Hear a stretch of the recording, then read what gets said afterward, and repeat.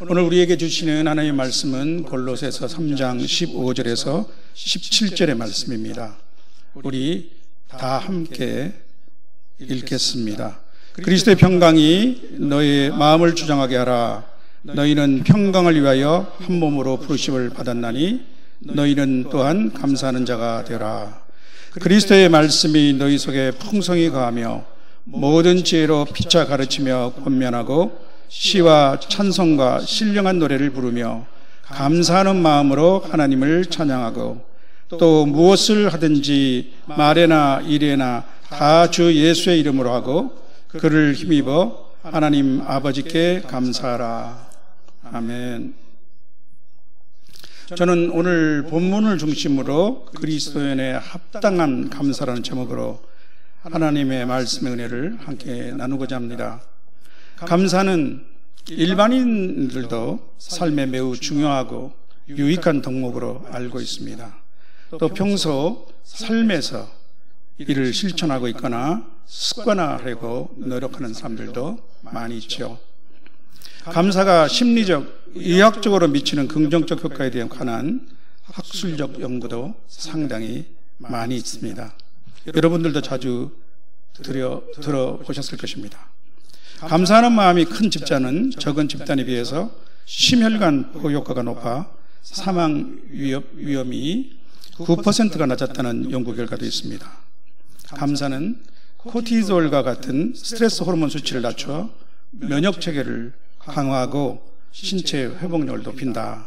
또한 노인의 인지 능력 감퇴를 낮추는 등 뇌 건강과 인지 기능 보호에도 매우 긍정적 효과가 있다고도 하죠.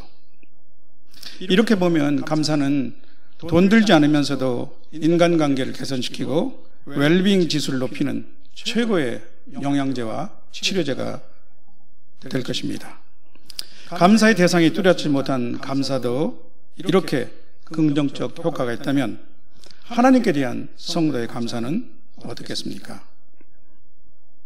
20세기 대표적 신학자로 알려진 칼 바르트는 하나님이 인간을 창조하신 목적은 인간의 감사에 있다고 말했습니다.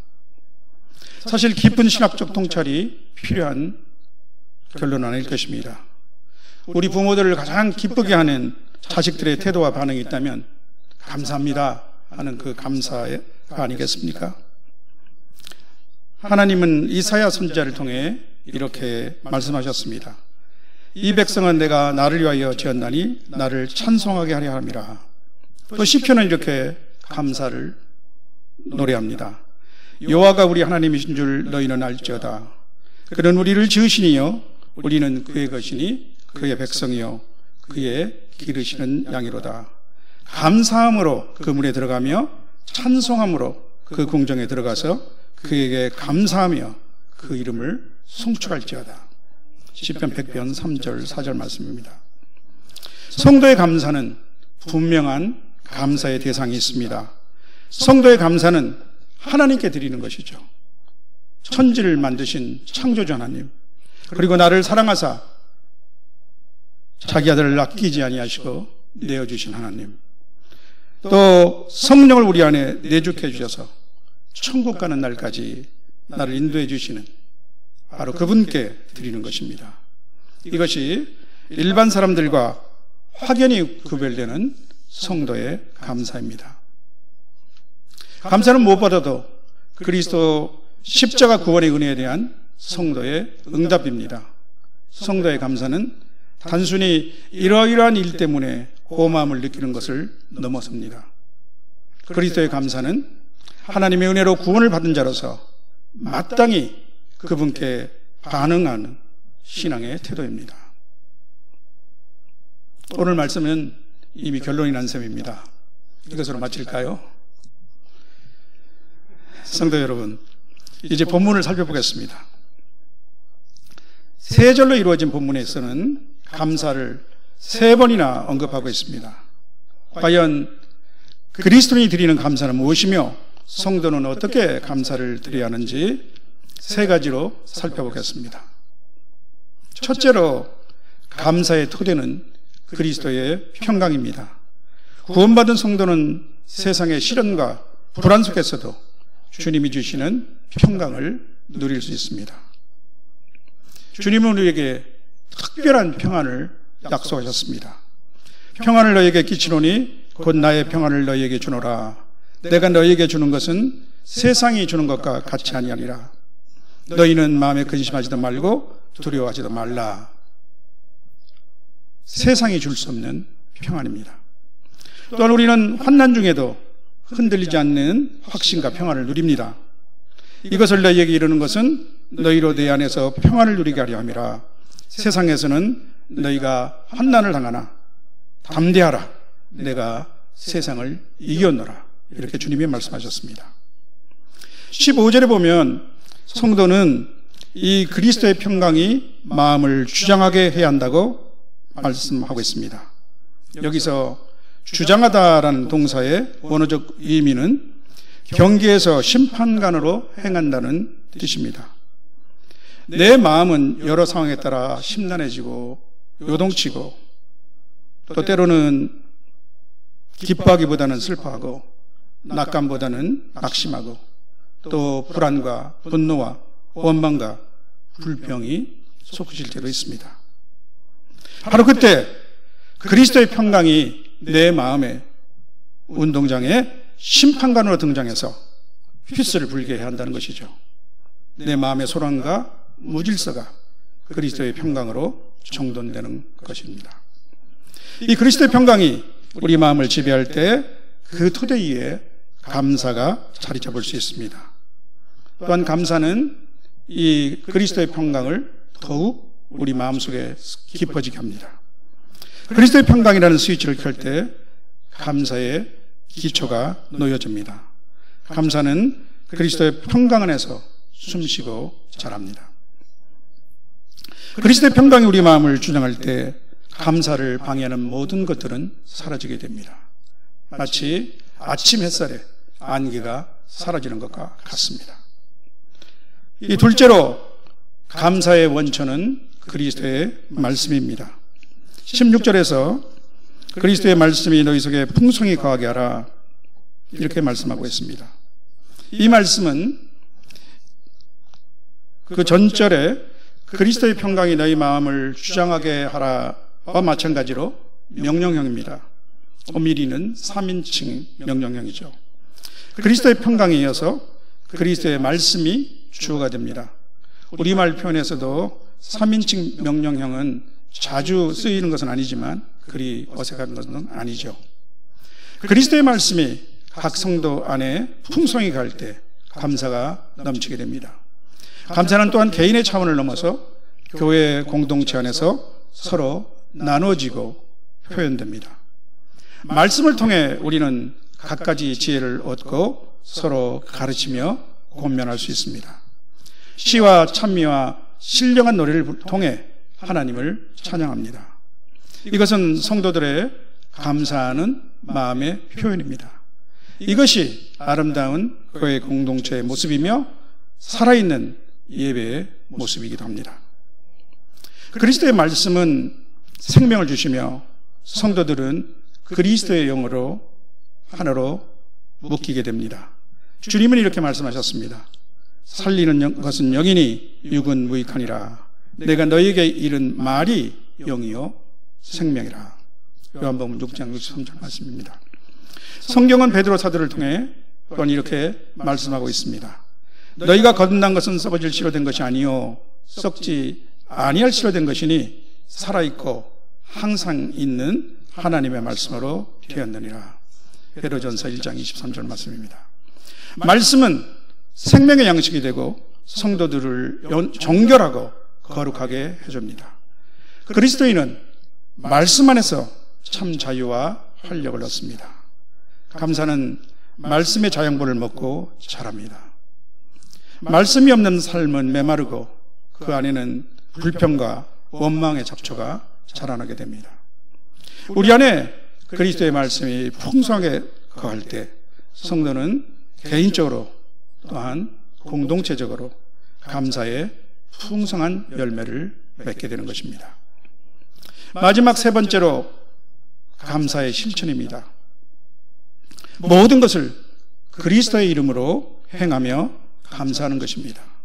17절은 이렇게 말씀하고 있습니다. 또 무엇을 하든지 말에나 일에나 다 주 예수의 이름으로 하고 그를 힘입어 아버지 하나님께 감사하라. 말과 행동은 일치합니다. 말은 있으나 그에 합당한 행동이 수반되지 않는 것은 위선입니다. 아무 유익이 없죠. 영혼 없는 몸이 죽은 것 같이 행함이 없는 믿음은 죽은 것이라는 말씀과도 같습니다. 사랑은 말과 혀로만 하는 것이 아니라 행함과 진심으로 하자는 말씀도 있죠. 또한 말은 그 자체로 큰 능력을 발휘합니다. 죽고 사는 것이 혀의 힘에 달렸나니 혀를 쓰기 좋아하는 자는 그 열매를 먹으리라고 잠언 18장 21절은 말하고 있습니다. 말은 의사표시의 도구를 넘어 능력입니다. 따라서 주님은 말씀하셨습니다. 사람이 무슨 무익한 말을 하든지 심판날에 이에 대하여 신문을 받으리니 내 말로 의롭다함을 받고 내 말로 정죄함을 받으리라. 마태복음 12장 36절 37절 말씀입니다. 또 여호와 하나님께서도 이스라엘에게 내 귀에 들리는 대로 내가 너희에게 행하리라고 말씀하셨습니다. 여기서 또한 주 예수의 이름으로 하는 것은 무슨 의미일까요? 그것은 예수님의 뜻과 성품에 합당하게 말하고 행동하는 것이 되겠죠. 예수님께 영광이 되도록 그분의 의도에 맞게 살아가라는 말씀입니다. 내가 원하든 원하지 않든 또 내가 의식하든 의식하지 않든 나는 그리스도인으로서 다른 사람들에게 그리스도를 보여주고 있는 것입니다. 우리가 외국에 나가면 외국 사람들에게 우리 각자는 한국을 대표하는 민간 외교관이 되죠. 또 그 반대도 마찬가지입니다. 우리가 외국의 어느 곳을 여행할 때 그곳에서 어떤 사람이 우리에게 베푼 조그마한 친절을 통해서 우리는 그 나라를 좋아하게 되는 것과 같습니다. 또한 무엇보다 성도들은 언제나 코람되어 곧 하나님 앞에 있음을 잊지 말아야 합니다. 성도의 삶은 가정과 직장과 교회를 포함한 어느 곳에서도 주의 이름으로 행하는 삶이 되어야 합니다. 우리의 말과 행동은 예수님 이름에 합당한 것이 되어야 합니다. 바로 그때 성도의 삶 전체로 하나님께 드리는 감사의 제사가 될 것입니다. 또한 감사는 어느 때 어느 상황에서도 감사하는 것입니다. 때로는 당장 감사할 수 없는 우리가 보기에는 반대의 상황 속에서도 감사하는 것이 그리스도인에게 합당한 감사의 방식입니다. 우리의 시야는 좁고 우리는 멀리 보지 못하기 때문입니다. 또한 하나님을 사랑하는 자, 곧 그 뜻대로 부르심을 입은 자들에게는 모든 것이 협력하여 선을 이루게 하시는 것이 우리가 알고 있는 하나님의 뜻이기 때문입니다. 아니, 선하신 하나님이 결정하신 것이라면 그것이 비록 우리의 뜻대로 되지 않는다고 할지라도 또한 그리 아니하실지라도 우리는 먼저 감사해야 합니다. 우리가 잘 아는 또 암송하는 성경 구절이 있습니다. 데살로니가전서 5장 16절에서 18절 말씀이죠. 항상 기뻐하라, 쉬지 말고 기도하라, 범사에 감사하라, 이것이 그리스도 예수 안에서 너희를 향한 하나님의 뜻이니라. 여러분은 혹시 코리 텐붐 여사에 대해서 들어보셨나요? 아시는 분은 연식이 꽤 많이 되신 분이기도 하죠. 1970년대와 80년대 이분이 쓴 자서전인 은둔처가 베스트셀러가 되었습니다. 영어로는 The Hiding Place죠.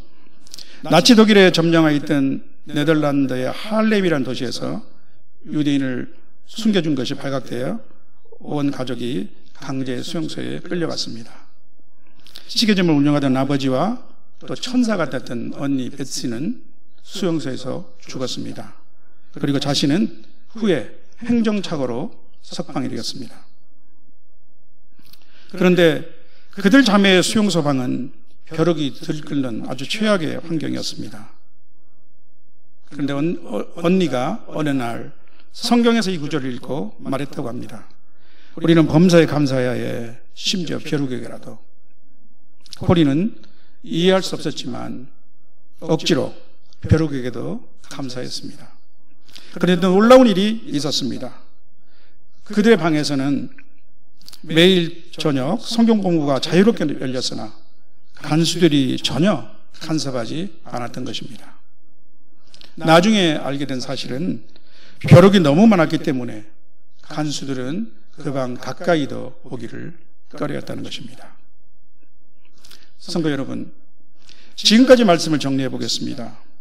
본문에서 우리는 감사에 관하여 세 가지로 살펴보았습니다. 첫째로 그리스도인의 감사의 토대는 예수 그리스도의 평강입니다. 둘째로 그리스도의 말씀은 감사의 원천입니다. 말씀이 성도들 안에 풍성히 거할 때 감사는 공동체적으로도 아름다운 예배로 표현됩니다. 셋째로 감사의 실천은 그리스도의 이름으로 행하는 것입니다. 감사는 삶의 태도이며 행동으로 나타나야 합니다. 모든 말과 행동을 예수님의 이름으로 행하며 그리스도를 힘입어 하나님께 감사하는 것, 이것이 그리스도인의 합당한 감사의 모습입니다. 성도의 감사는 모두 그리스도와 연결되어 있습니다. 오늘 본문에서도 그리스도의 평강, 그리스도의 말씀, 그리고 그리스도의 이름입니다. 그리스도는 감사의 핵심입니다. 그리스도는 감사의 원인과 이유이며 감사의 삶을 가능케 하는 능력을 주시는 분이십니다. 성도 여러분, 그렇다면 우리는 이렇게 질문하게 될 것입니다. 과연 나는 감사의 사람인가? 또 성도로서 나는 어떻게 감사의 사람이 될 수 있을까? 감사가 나의 습관과 체질이 될 수는 없을까? 많은 사람들은 감사의 습관을 위하여 감사일지를 써보기를 권유합니다. 그런데 계속하기가 쉽지 않는 것이 큰 문제입니다. 저도 여러 번 시도했다가 중단하게 된 멋쩍은 이력이 있습니다. 나쁜 습관은 금방 고쳐가 되는 반면 좋은 습관은 몸에 배기가 참 쉽지 않습니다. 잡초는 그냥 놓아두어도 금방 무성해지지만 잔디는 잘 가꾸고 또 시시로 물을 줘야 하는 것과 같습니다. 감사일지를 쓰거나 또 계속하기 어려운 이유 중에는 일지에 적을 만큼 특별한 감사 제목을 발견하기 어렵다는 것도 있을 것입니다. 사실 우리의 삶이 어제나 오늘이나 거의 비슷비슷하게 흘러가는 경우가 많지 않습니까? 거기다 속도는 왜 그렇게 빠른지 일주일이 금방 가고 한 달이 금방 오고 벌써 1년의 반이 되는 6월이 되었습니다. 하루하루를 불평불만으로 살아오던 50대 교인이 있었습니다. 어느 날 교회에서 감사일지 쓰기 운동이 시작되었습니다. 그는 처음에는 시큰둥해서 내가 쓸 것이 뭐가 있을까 했지만 순종한 마음으로 한번 써보기로 했습니다. 그래서 1. 오늘도 일어날 수 있어서 감사합니다. 2. 비가 왔는데 우산이 있어서 비에 젖지 않아서 감사. 3. 오늘 하루를 마치고 잘 자리가 있어서 감사합니다. 처음 며칠은 이런 식으로 써내려갔다고 합니다. 그런데 한 달쯤 지나자 마음에 변화가 오기 시작했습니다. 자신도 모르게 미소가 지어지고 불평보다는 감사가 먼저 나오더라는 것입니다. 그리고 그는 이렇게 고백했습니다. 내 삶의 조건이 바뀐 것은 없습니다. 여전히 일은 많고 또 걱정거리도 많습니다. 그러나 감사의 일지를 적다 보니 하나님이 그 속에서도 나를 붙들고 계시다는 것을 깨닫게 되었습니다. 감사는 상황을 바꾸지 않아도 마음을 바꿉니다. 감사일지는 믿음의 렌즈를 닦는 도구입니다. 작은 감사가 큰 변화를 일으킵니다. 알렉산더 화이트라는 스코틀랜드의 저명한 신학자이면서 설교가 계셨습니다. 그는 종종 이렇게 말하곤 했답니다. 불평은 입만 열지만 감사는 마음을 연다. 사랑하는 성도 여러분, 이제 저는 오늘 말씀을 마치려고 합니다. 성도의 감사는 상황에 따라 변하는 감정이 아니라 굳건한 태도입니다. 그리스도의 합당한 감사는 성숙한 신앙의 표현이며 능력입니다. 그리스도의 평강이 우리 마음을 주장할 때 우리는 감사할 수 있습니다. 그리스도의 말씀이 우리 안에 풍성히 갈 때 우리는 감사의 삶을 살 수 있습니다. 주 예수의 이름으로 말하고 행할 때 우리의 감사는 더욱 온전해집니다. 감사는 선택이 아니라 그리스도인 삶의 본질입니다. 감사는 가족과 가까운 주변 사람들, 특히 믿지 않는 다른 사람들에게 성도의 모습을 보여주는 가장 확실한 표시입니다. 이 감사로 충만해서 우리 몸을 거룩한 산제사로 하나님께 드리는 저와 여러분이 되시길 주님의 이름으로 축원합니다. 아멘.